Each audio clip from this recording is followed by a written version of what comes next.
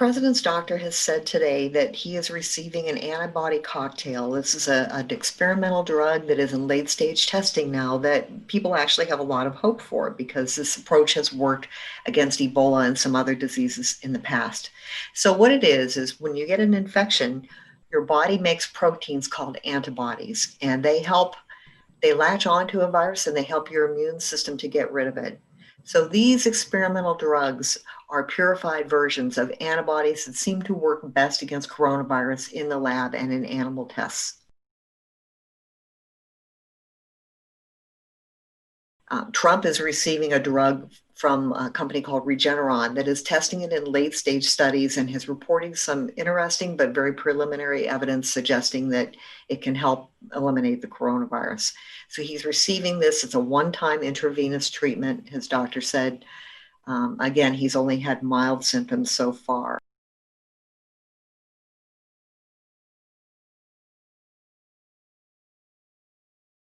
It's important to note that right now there are no treatments that are approved that have proved effective for either preventing or lessening disease at this stage when you only have either no or few symptoms. So all of this is experimental, all of this is being tested.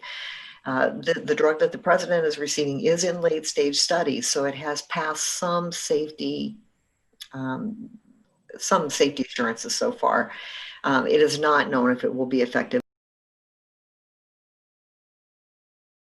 Antibodies are really what you're trying to spur when you give a vaccine.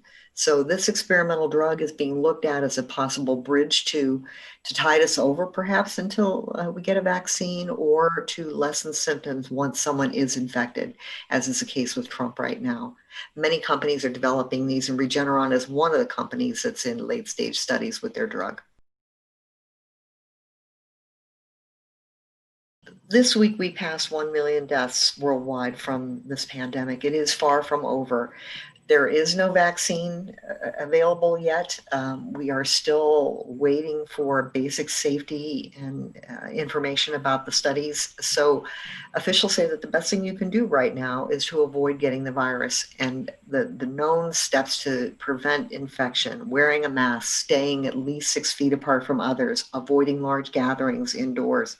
All of those are common sense ways to avoid infection that have been proven to be effective.